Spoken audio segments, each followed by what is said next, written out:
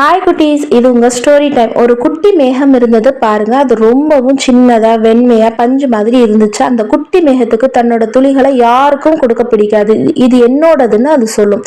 ஒரு நாள் அந்த மேகம் ஒரு பெரிய வயலை பார்த்தது. அந்த வயல்ல இருந்த செடிகள் எல்லாம் ரொம்ப வாடி போயிருந்தன. தண்ணி இல்லாம கஷ்டப்படுதுங்க போலன்னு அந்த குட்டி மேகம் நினைச்சது. அப்போ அந்த குட்டி மேகத்துக்கு கொஞ்சம் கஷ்டமா இருந்துச்சு. நம்ம கிட்ட இருக்கிற துளியை கொடுத்தா என்ன ஆகும்னு யோசிச்சது. மெதுவா ஒரு துளியை கீழே விட்டது. சும்மா ஒரே ஒரு துளி தானேன்னு நினைச்சது. அந்த ஒரு துளி தரையில விழுந்ததும் அந்த செடி கொஞ்சம் சந்தோஷமா தலை தூக்குச்சு.